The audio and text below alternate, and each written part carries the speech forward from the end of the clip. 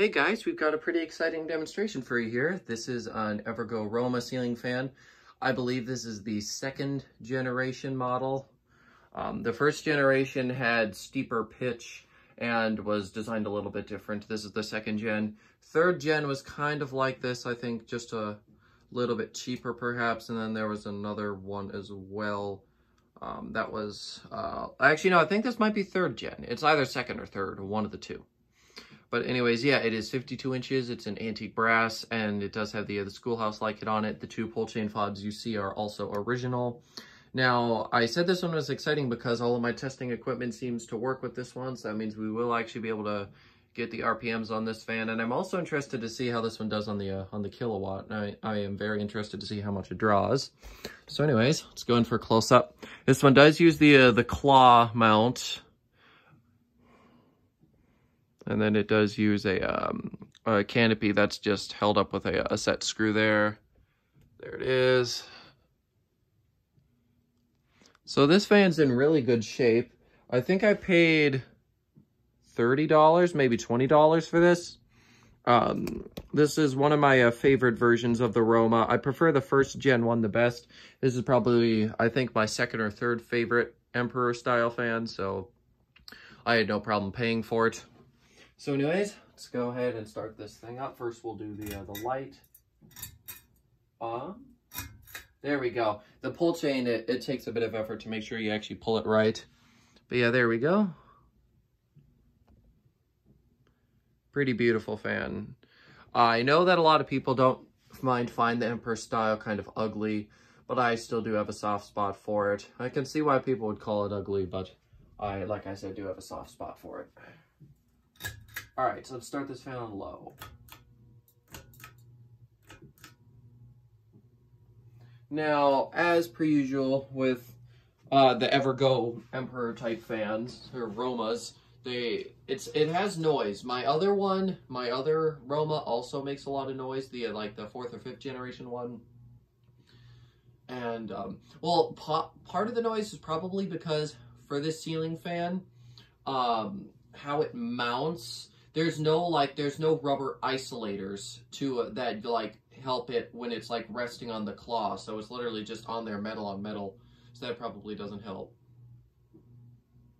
See, this is low speed.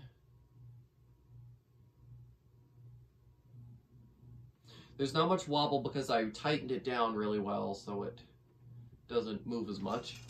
Anyways, let's first go ahead and use the tachometer. Okay.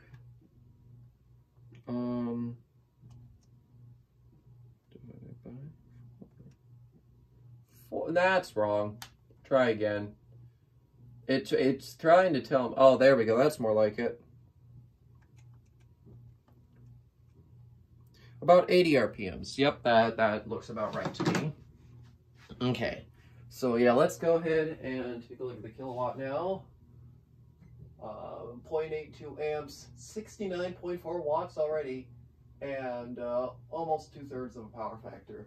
I figured this one would draw a lot, and I was right. Just because it's green doesn't mean it's energy efficient.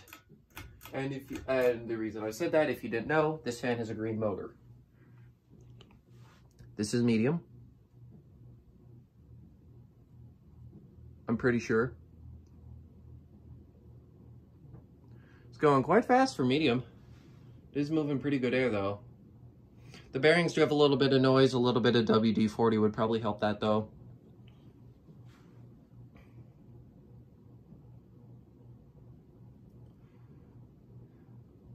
This is another fan it does move good air, but it's not overly impressive. It just does the job pretty good.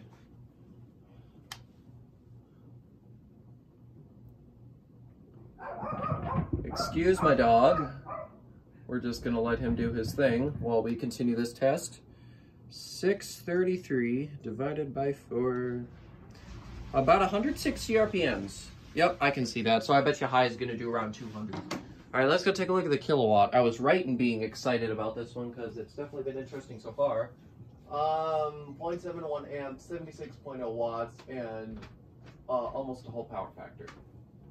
All right, let's do high.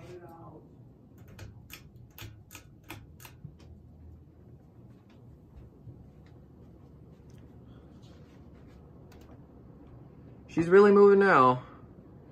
And it is moving a lot of air here on high speed. It's a very strong fan.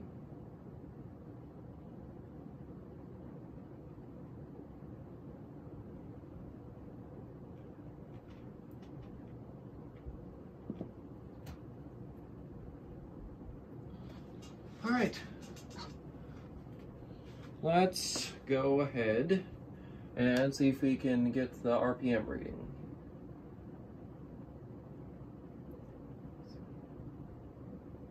Just want to give it some time. It's floating between the two, but it more often seems to be about there. So, yep, about 200 RPMs, just as I figured. Well, more like 203, 204, but pretty close. Anyways, go take a look over here. 0.74 amps, 88.1 watts, and a whole power factor. Okay.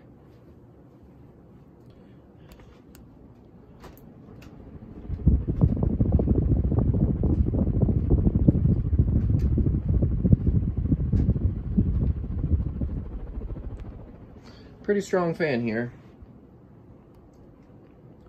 These were made pretty well. I do like a lot of Evergo fans. And I think I'm probably going to have a second Evergo also going up here for my photography project. Evergo's just made a lot of really cool fans. There we go, as per usual, with almost all fans that don't use ball socket, there's always that one place somewhere in the speed range where the fan just gets a really crazy wobble. And there was between, looks like low and medium. I predict Spindown won't be extremely long here. Mainly because of how the bearings sound. I haven't had this one up since like May, so I don't really know. And it is now November, so.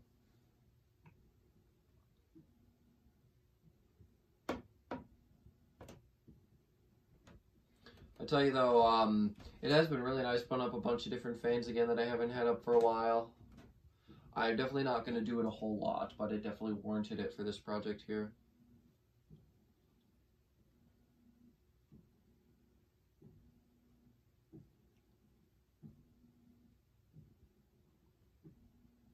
Spindown's actually not that bad, you know? See, like I was mentioning before, there were, I think, like 5 different generations of Roma. The original ones were, oh yeah, so now I remember, right? So, the first generation was, had more of a blade pitch and looked a bit different, and it had like a 20-degree pitch. Then the next one, I believe, had like a 3-speed click knob, and I think looked like that. Then they moved to this one. And then the next version was a little bit cheaper. They moved to some plastic parts. And then afterwards, they moved to that other one that I have, which is ball and socket. It looks a bit different. I believe that was the list of the generations. It could be a little off there. But that is overall the basicness of it. Of course, the 3-speed click knob and this one could be flipped around, but I'm pretty sure I got it right.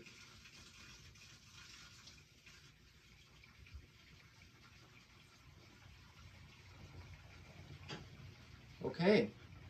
There we are. Fan has come to a stop, so thank you guys so much for watching, and I'll see you next time. Goodbye.